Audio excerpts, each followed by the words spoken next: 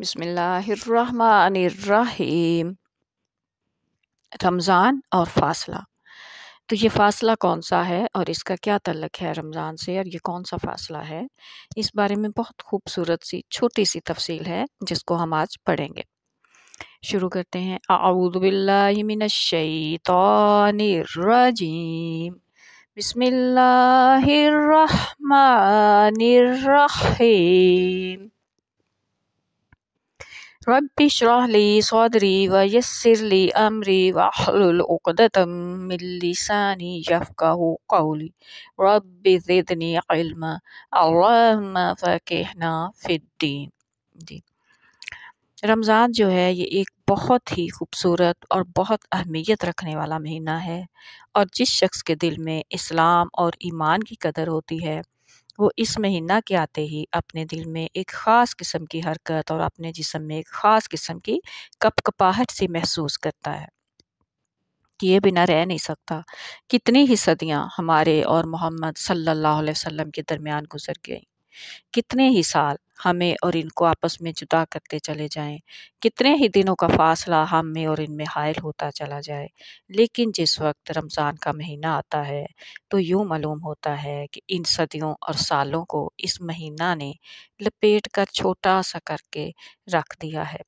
ہم محمد صلی اللہ علیہ وسلم کے قریب پہنچ گئے ہیں، بلکہ محمد صلی اللہ علیہ وسلم کے قریب ہی نہیں بلکہ قرآن خدا تعالیٰ کی طرف سے نازل ہوا ہے۔ اس لیے ایسا معلوم ہوتا ہے کہ اس تمام فاصلہ کو رمضان نے سمیٹ کر ہمیں خدا تعالیٰ کے قریب پہنچا دیا ہے، اور جو دوری ایک انسان کو خدا تعالیٰ سے معلوم ہو رہی تھی اور وہ جو ایک مخلوق کو اپنے خالق سے تھی، وہ دوری ایک کمزور اور نالائق ہستی کو زمین و آسمان کے پیدا کرنے والے خدا سے جو ہوتی ہے وہ یوں سمٹ جاتی ہے، وہ یوں مٹ جاتی ہے، وہ یوں غائب ہو جاتی ہے جیسے سورج کی کرنوں سے اندھیرا، رات کا اندھیرا غائب ہو جاتا ہے۔ یہی وہ حالت ہے جس کے متعلق اللہ تعالیٰ نے قرآن کریم میں فرمایا ہے، اذا سألک عبادی انی فانی قریب، اے میرے نبی ان سے کہہ دیجئے میرے بندوں سے کہ جب وہ مجھے پکارتے ہیں تو میں ان کی دعا قبول کرتا ہوں، سنتا ہوں، میں ان کے قریب ہوں۔ جب رمضان کا مہینہ آئے اور میرے بندے تجھ سے میرے متعلق سوال کریں کہ میں انہیں کس طرح مل سکتا ہوں، تو انہیں کہہ دے کہ رمضان اور خدا میں کوئی فرق نہیں۔ یہی وہ مہینہ ہے جس میں خدا اپنے بندوں کے لیے ظاہر ہوا اور اس نے چاہا کہ پھر اپنے بندوں کو اپنے پاس کھینچ کر لے آئے اس کلام کے ذریعے جو حبل اللہ، جو خدا کا وہ رسہ ہے جس کا ایک سرا خدا کے ہاتھ میں ہے اور دوسرا مخلوق کے ہاتھ میں۔